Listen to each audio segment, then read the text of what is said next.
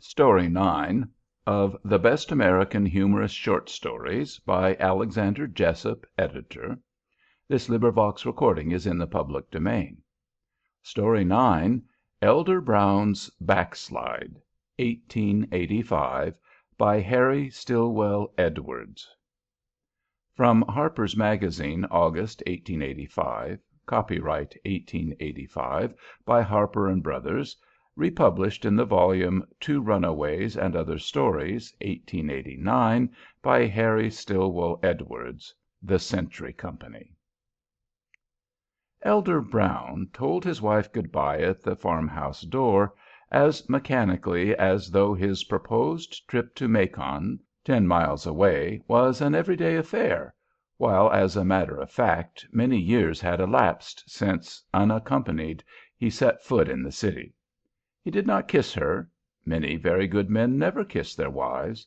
But small blame attaches to the elder for his omission on this occasion, since his wife had long ago discouraged all amorous demonstrations on the part of her liege lord, and at this particular moment was filling the parting moments with a rattling list of directions concerning thread, buttons, hooks, needles, and all the many et ceteras of an industrious housewife's basket. The elder was laboriously assorting these postscript commissions in his memory, well knowing that to return with any one of them neglected would cause trouble in the family circle. Elder Brown mounted his patient steed that stood sleepily motionless in the warm sunlight, with his great pointed ears displayed to the right and left, as though their owner had grown tired of the life burden their weight inflicted upon him, and was, old soldier fashion, ready to forego the once rigid alertness of early training for the pleasures of frequent rest on arms. "And, Elder, don't you forget them caliker scraps, or you'll be wanting kiver soon, and no kiver will be a comin'." Elder Brown did not turn his head, but merely let the whip hand, which had been checked in its backward motion, fall as he answered mechanically. The beast he bestrode responded with a rapid whisking of its tail and a great show of effort as it ambled off down the sandy road, the rider's long legs seeming now and then to touch the ground. But as the zigzag panels of the rail fence crept behind him, and he felt the freedom of the morning beginning to act upon his well-trained blood, the mechanical manner of the old man's mind gave place to a mild exuberance. A weight seemed to be lifting from it ounce by ounce as the fence panels, the weedy corners, the persimmon sprouts and sassafras bushes crept away behind him, so that, by the time a mile lay between him and the life partner of his joys and sorrows, he was in a reasonably contented frame of mind, and still improving. It was a queer figure that crept along the road that cheery May morning. It was tall and gaunt, and had been for 30 years or more. The long head, bald on top, covered behind with iron-gray hair, and in front with a short, tangled growth that curled and kinked in every direction, was surmounted by an old-fashioned stovepipe hat, worn and stained, but eminently impressive. An old-fashioned Henry Clay cloth coat, stained and threadbare, divided itself impartially over the donkey's back and dangled on his sides. This was all that remained of the elder's wedding suit of 40 years ago. Only constant care, and use of late years limited to extra occasions, had preserved it so long. The trousers had soon parted company with their friends. The substitutes were red jeans, which, while they did not well match his court costume, were better able to withstand the old man's abuse, for if, in addition to his frequent religious excursions astride his beast, there ever was a man who was fond of sitting down with his feet higher than his head, it was this self-same Elder Brown. The morning expanded, and the old man expanded with it, for while a vigorous leader in his church, the elder at home was, it must be admitted, an uncomplaining slave. To the intense astonishment of the beast he rode, there came new vigor into the whacks which fell upon his flanks, and the beast allowed astonishment to surprise him into real life and decided motion. Somewhere in the elder's expanding soul a tune had begun to ring. Possibly he took up the far, faint tune that came from the straggling gang of negroes away off in the field, as they slowly chopped amid the thread-like rows of cotton plants which lined the level ground, for the melody he hummed softly and then sang strongly in the quavering, catchy tones of a good old country churchman was, "I'm glad salvation's free." It was during the singing of this hymn that Elder Brown's regular motion-inspired strokes were for the first time varied. He began to hold his hickory up at certain pauses in the melody, and beat the changes upon the sides of his astonished steed. The chorus under his arrangement was, "I'm glad salvation's free, I'm glad salvation's free, I'm glad salvation's free for all, I'm glad salvation's free." Wherever there is an italic, the hickory descended. It fell about as regularly and after the fashion of the stick beating upon the bass drum during a funeral march. But the beast, although convinced that something serious was impending, did not consider a funeral march appropriate for the occasion. He protested, at first with vigorous whiskings of his tail and a rapid shifting of his ears.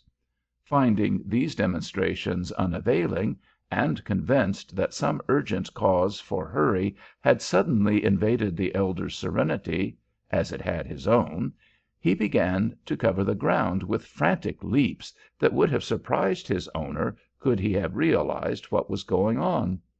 But Elder Brown's eyes were half closed, and he was singing at the top of his voice.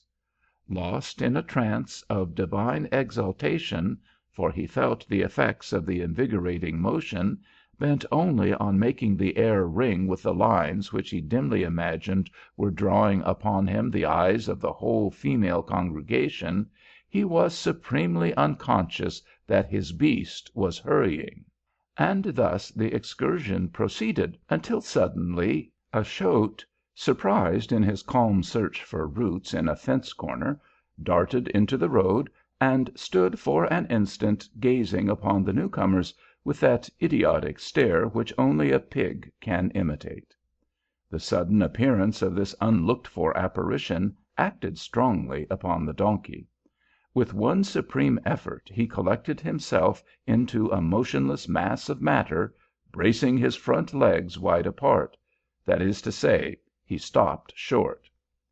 There he stood, returning the pig's idiotic stare with an interest which must have led to the presumption that never before in all his varied life had he seen such a singular little creature.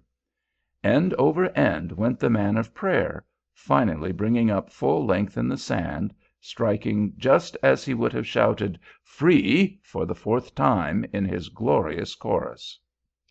Fully convinced that his alarm had been well founded, the shoat sped out from under the gigantic missile hurled at him by the donkey, and scampered down the road, turning first one ear and then the other to detect any sounds of pursuit. The donkey, also convinced that the object before which he had halted was supernatural, started back violently upon seeing it apparently turn to a man. But seeing that it had turned to nothing but a man, he wandered up into the deserted fence corner and began to nibble refreshment from a scrub oak.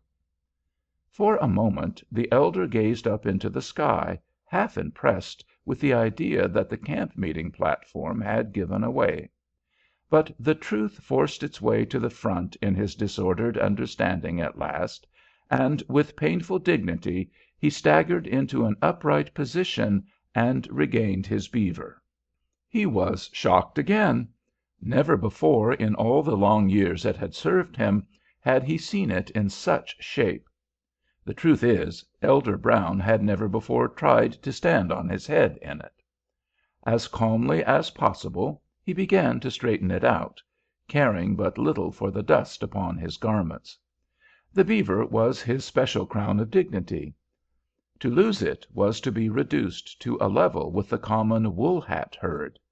He did his best, pulling, pressing, and pushing, but the hat did not look natural when he had finished. It seemed to have been laid off into counties, sections, and town lots. Like a well-cut jewel, it had a face for him, view it from whatever point he chose, a quality which so impressed him that a lump gathered in his throat and his eyes winked vigorously. Elder Brown was not, however, a man for tears. He was a man of action. The sudden vision which met his wandering gaze, the donkey calmly chewing scrub buds, with the green juice already oozing from the corners of his frothy mouth, acted upon him like magic. He was, after all, only human, and when he got hands upon a piece of brush he thrashed the poor beast until it seemed as though even its already half-tanned hide would be eternally ruined. Thoroughly exhausted at last, he wearily straddled his saddle, and with his chin upon his breast, resumed the early morning tenor of his way. 2.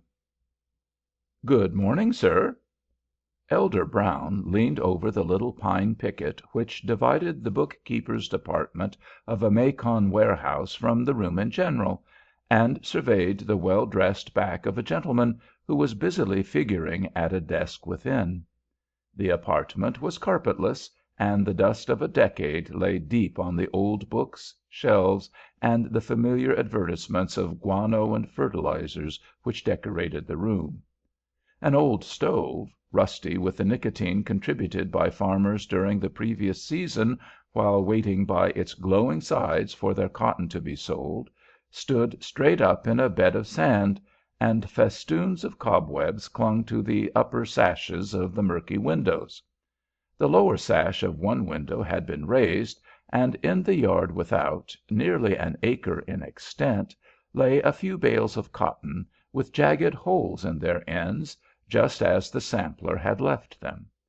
Elder Brown had time to notice all these familiar points, for the figure at the desk kept serenely at its task, and deigned no reply. "Good morning, sir," said Elder Brown again, in his most dignified tones. "Is Mr. Thomas in?" "Good morning, sir," said the figure. "I'll wait on you in a minute." The minute passed, and four more joined it. Then the desk man turned. "Well, sir, what can I do for you?" The elder was not in the best of humor when he arrived, and his state of mind had not improved. He waited full a minute as he surveyed the man of business.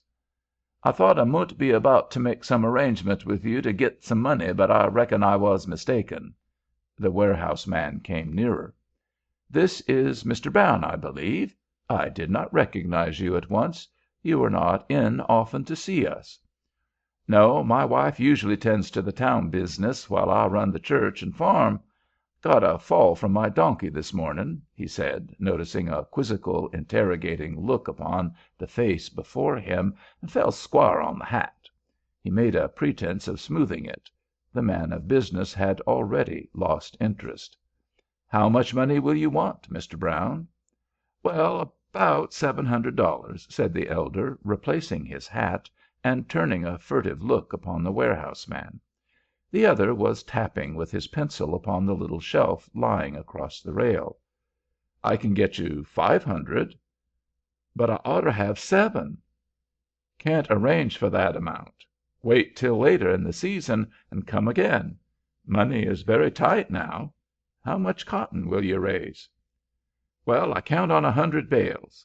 "And you can't git the $700?" "Like to oblige you, but can't right now. We'll fix it for you later on."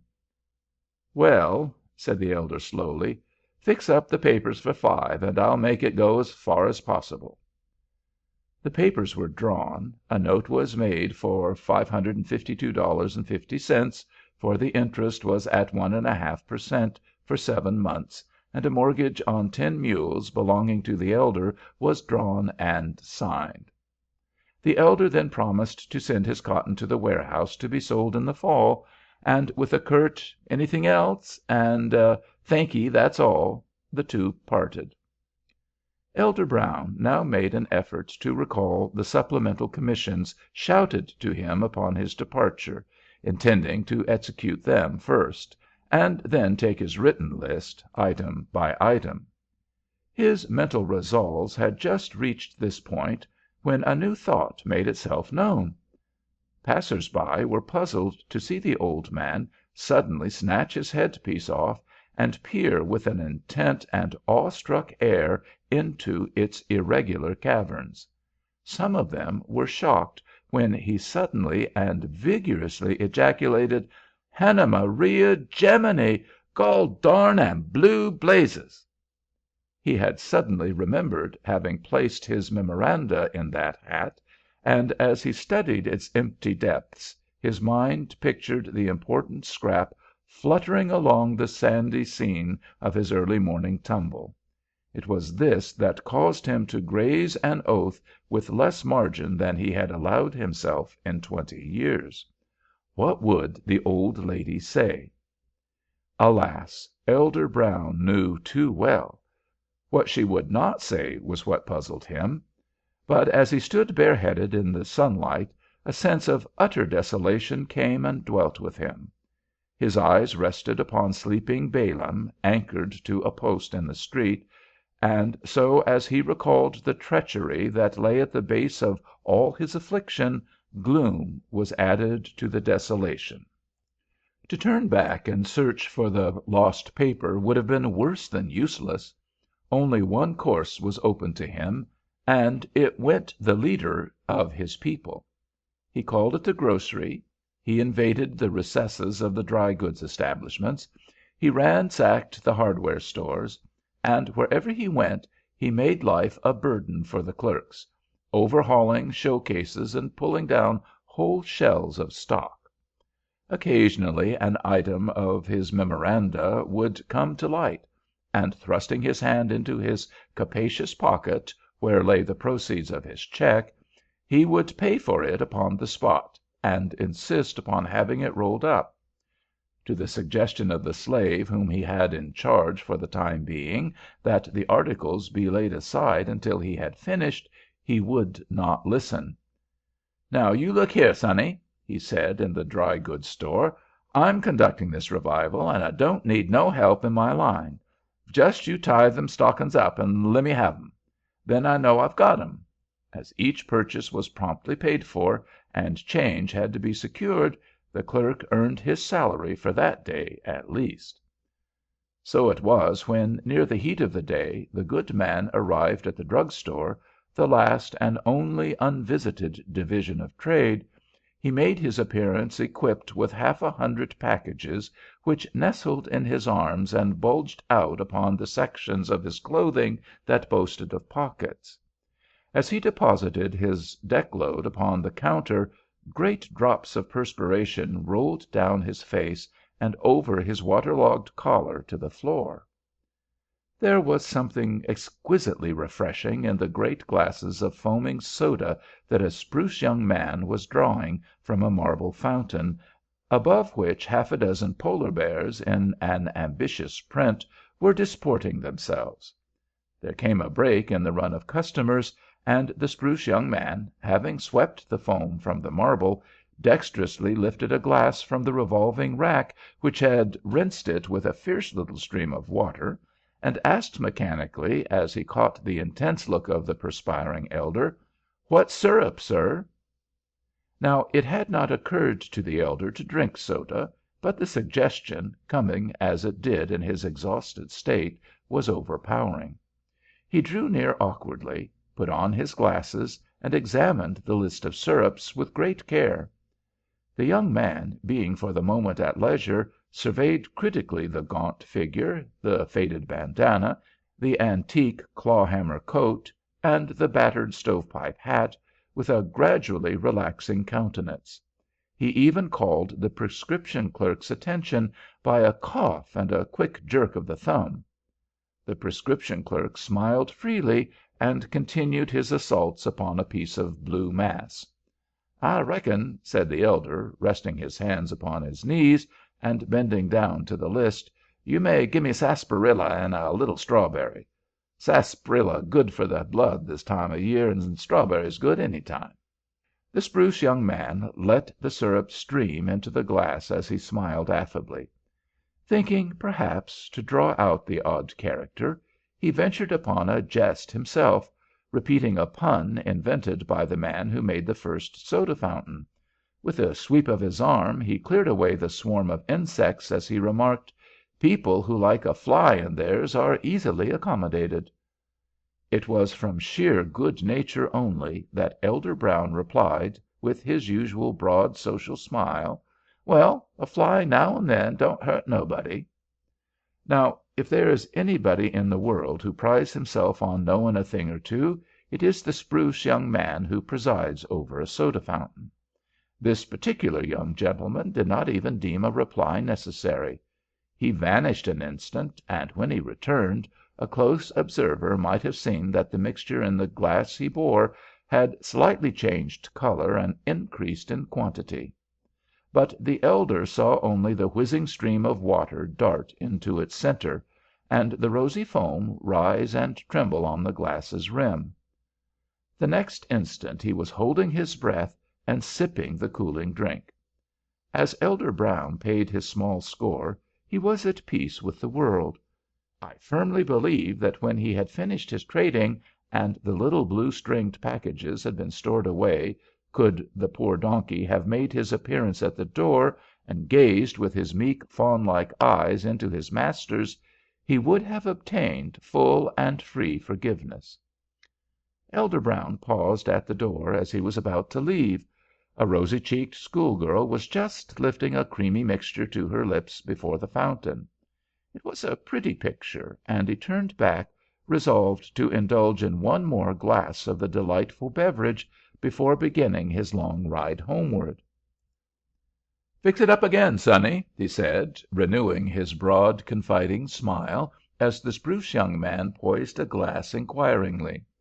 The living automaton went through the same motions as before, and again Elder Brown quaffed the fatal mixture. What a singular power is habit! Up to this time Elder Brown had been entirely innocent of transgression, but with the old alcoholic fire in his veins 20 years dropped from his shoulders, and a feeling came over him familiar to every man who has been in his cups. As a matter of fact, the elder would have been a confirmed drunkard 20 years before had his wife been less strong-minded. She took the reins into her own hands when she found that his business and strong drink did not mix well, worked him into the church, sustained his resolutions by making it difficult and dangerous for him to get to his toddy. She became the business head of the family, and he the spiritual. Only at rare intervals did he ever backslide during the 20 years of the new era, and Mrs. Brown herself used to say that the sugar in his'n turned to gall before the backslide ended. People who knew her never doubted it. But Elder Brown's sin during the remainder of the day contained an element of responsibility. As he moved majestically down toward where Balaam slept in the sunlight, he felt no fatigue. There was a glow upon his cheek-bones and a faint tinge upon his prominent nose. He nodded familiarly to people as he met them, and saw not the look of amusement which succeeded astonishment upon the various faces. When he reached the neighborhood of Balaam, it suddenly occurred to him that he might have forgotten some one of his numerous commissions, and he paused to think. Then a brilliant idea rose in his mind. He would forestall blame and disarm anger with kindness. He would purchase Hannah a bonnet. What woman's heart ever failed to soften at sight of a new bonnet? As I have stated, the elder was a man of action. He entered a store near at hand. "Good morning," said an affable gentleman with a Hebrew countenance, approaching. "Good morning, good morning," said the elder, piling his bundles on the counter. "I hope you are well." Elder Brown extended his hand fervidly. "Quite well, I thank you. What—" "And the little wife?" said Elder Brown, affectionately retaining the Jew's hand. "Quite well, sir." "And the little ones? Quite well, I hope, too?" "Yes, sir, all well, thank you. Something I can do for you?" The affable merchant was trying to recall his customer's name. Not now, thank ye. If you please to let my bundle stay until I come back." "Can't I show you something? A hat, coat?" "Not now. Be back by and by." Was it chance or fate that brought Elder Brown in front of a bar? The glasses shone bright upon the shelves as the swinging door flapped back to let out a coatless clerk, who passed him with a rush, chewing upon a farewell mouthful of brown bread and bologna. Elder Brown beheld for an instant the familiar scene within. The screws of his resolution had been loosened. At sight of the glistening bar, the whole moral structure of 20 years came tumbling down. Mechanically he entered the saloon and laid a silver quarter upon the bar as he said, "A little whiskey and sugar." The arms of the bartender worked like a faker's in a side show as he set out the glass with its little quota of short sweetening and a cut glass decanter, and sent a half tumbler of water spinning along from the upper end of the bar with a dime in change. "Whiskey is higher'n it used to be," said Elder Brown, but the bartender was taking another order and did not hear him. Elder Brown stirred away the sugar and let a steady stream of red liquid flow into the glass. He swallowed the drink as unconcernedly as though his morning tod had never been suspended, and pocketed the change. "But it ain't any better'n it was," he concluded as he passed out. He did not even seem to realize that he had done anything extraordinary. There was a millinery store up the street, and thither with uncertain step he wended his way, feeling a little more elate and altogether sociable. A pretty black-eyed girl, struggling to keep down her mirth, came forward and faced him behind the counter.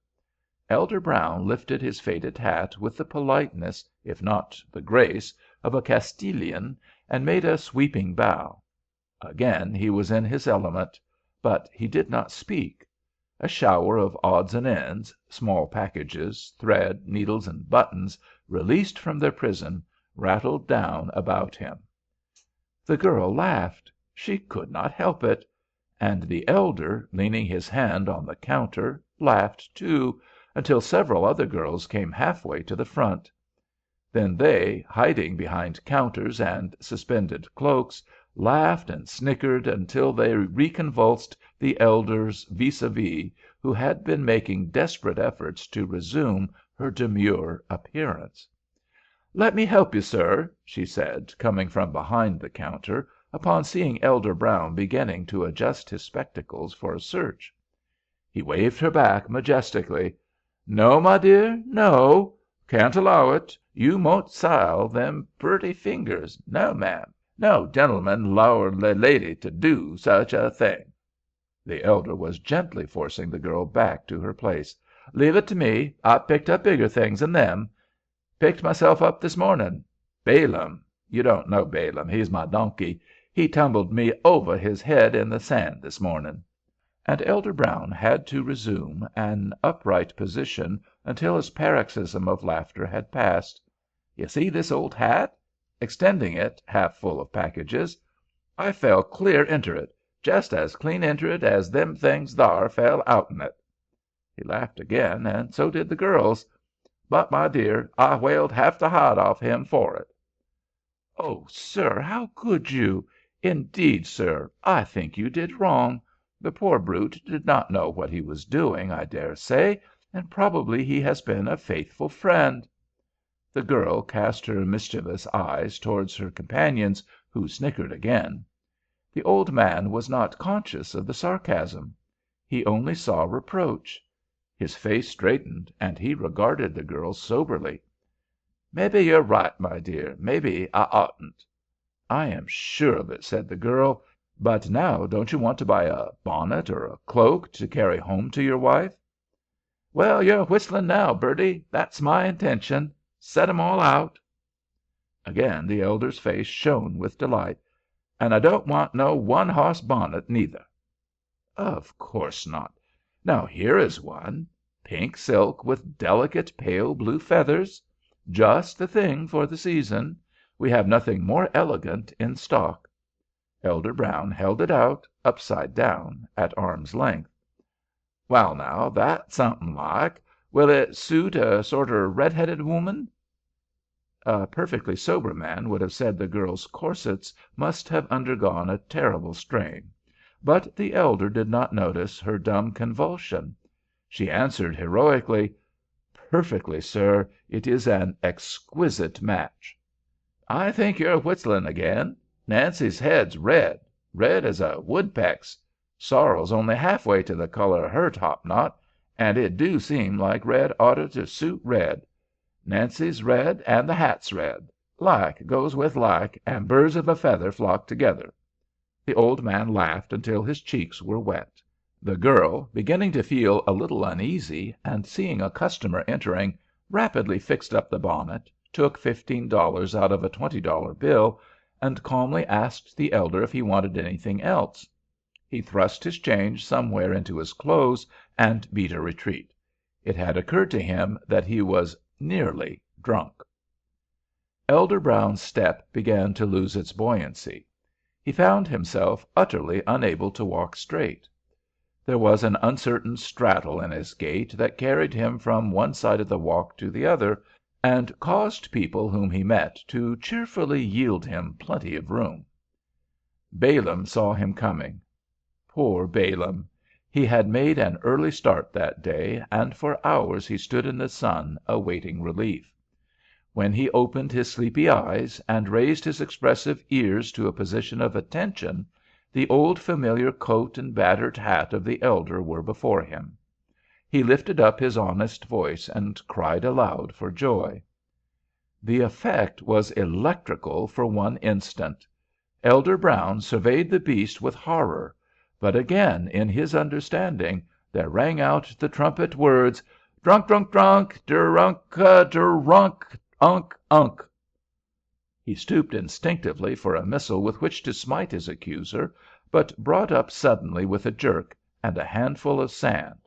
Straightening himself up with a majestic dignity, he extended his right hand impressively. "You're a gol–dern liar, Balaam, and blast your old buttons! You can walk home by yourself, for I'm danged if you'll ride me step." Surely Coriolanus never turned his back upon Rome with a grander dignity than sat upon the old man's form as he faced about and left the brute to survey with anxious eyes the new departure of his master. He saw the elder zigzag along the street, and beheld him about to turn a friendly corner. Once more he lifted up his mighty voice, "Drunk, drunk, drunk, drunk, drunk, drunk, drunk, drunk, drunk." Once more the elder turned with lifted hand and shouted back, "You're a liar, Balaam, gol–dern you! You're er infamous liar!" And then he passed from view. 3. Mrs. Brown stood upon the steps anxiously awaiting the return of her liege lord. She knew he had with him a large sum of money, or should have, and she knew also that he was a man without business methods. She had long since repented of the decision which sent him to town. When the old battered hat and flower-covered coat loomed up in the gloaming and confronted her, she stared with terror.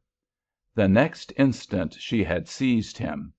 "For the Lord's sake, Elder Brown, what ails you? As I live, if the man ain't drunk— Elder Brown! Elder Brown! For the life of me I can't make you hear. You crazy old hypocrite! You deceiving old sinner! You black–hearted wretch! Where have you been?" The elder made an effort to wave her off. "Woman," he said, with grand dignity, "you forget yourself. Sure know where I been, swells, I do. Been to town, wife, and see you what I brought. The finest hat, old woman, I could git. Look at the color. Like does it's like. It's red, and you're red, and it's a dead match. What you mean? Hey, hold on, woman, you Hannah, you—" She literally shook him into silence. "You miserable wretch! You low–down drunken sot! What do you mean by coming home and insulting your wife?" Hannah ceased shaking him from pure exhaustion. "Where is it, I say? Where is it?" By this time she was turning his pockets wrong side out. From one she got pills, from another change, from another packages. "The Lord be praised, and this is better luck than I hoped for. Oh, Elder, Elder, Elder, what did you do it for? Why, man, where is Balaam?" Thought of the beast choked off the threatened hysterics. "Balaam? Balaam?" said the elder, groggily. "He's in town. The infernal old fool insulted me, and I left him to walk home." His wife surveyed him. Really at that moment she did think his mind was gone. But the leer upon the old man's face enraged her beyond endurance. "You did you? Well, now, I reckon you'll laugh for some cause, you will. Back you go, sir, straight back, and don't you come home without that donkey, or you'll rue it sure as my name is Hannah Brown. Alack, you, alack!" A black boy darted around the corner, from behind which, with several others, he had beheld the brief but stirring scene. "Put a saddle on her mule. The elder's gwine back to town, and don't you be long about it, neither." "Yes'm." Aleck's ivories gleamed in the darkness as he disappeared. Elder Brown was soberer at that moment than he had been for hours. "Hannah, you don't mean it?" "Yes, sir, I do. Back you go to town as sure as my name is Hannah Brown." The elder was silent. He had never known his wife to relent on any occasion after she had affirmed her intention, supplemented with "as sure as my name is Hannah Brown." It was her way of swearing. No affidavit would have had half the claim upon her as that simple enunciation. So back to town went Elder Brown, not in the order of the early morn, but silently, moodily, despairingly, surrounded by mental and actual gloom. The old man had turned a last appealing glance upon the angry woman as he mounted, with Aleck's assistance, and sat in the light that streamed from out the kitchen window. She met the glance without a waver. "She means it as sure as my name is Elder Brown," he said thickly. And then he rode on. 4. To say that Elder Brown suffered on his long journey back to Macon would only mildly outline his experience. His early morning's fall had begun to make itself felt. He was sore and uncomfortable. Besides, his stomach was empty and called for 2 meals it had missed for the first time in years. When, sore and weary, the elder entered the city, the electric lights shone above it like jewels in a crown. The city slept. That is, the better portion of it did. Here and there, however, the lower lights flashed out into the night. Moodily the elder pursued his journey, and as he rode, far off in the night there rose and quivered a plaintive cry. Elder Brown smiled wearily. It was Balaam's appeal, and he recognized it. The animal he rode also recognized it, and replied, until the silence of the city was destroyed. The odd clamor and confusion drew from a saloon near by a group of noisy youngsters, who had been making a night of it. They surrounded Elder Brown as he began to transfer himself to the hungry beast to whose motion he was more accustomed, and in the hail-fellow-well-met style of the day began to bandy jests about his appearance. Now Elder Brown was not in a jesting humor. Positively he was in the worst humor possible. The result was that before many minutes passed the old man was swinging several of the crowd by their collars and breaking the peace of the city. A policeman approached, and but for the good-humored party, upon whom the elder's pluck had made a favorable impression, would have run the old man into the barracks. The crowd, however, drew him laughingly into the saloon and to the bar. The reaction was too much for his half-rallied senses. He yielded again. The reviving liquor passed his lips. Gloom vanished. He became one of the boys. The company into which Elder Brown had fallen was what is known as first class. To such nothing is so captivating as an adventure out of the common run of accidents. The gaunt countryman, with his battered hat and claw–hammer coat, was a prize of an extraordinary nature.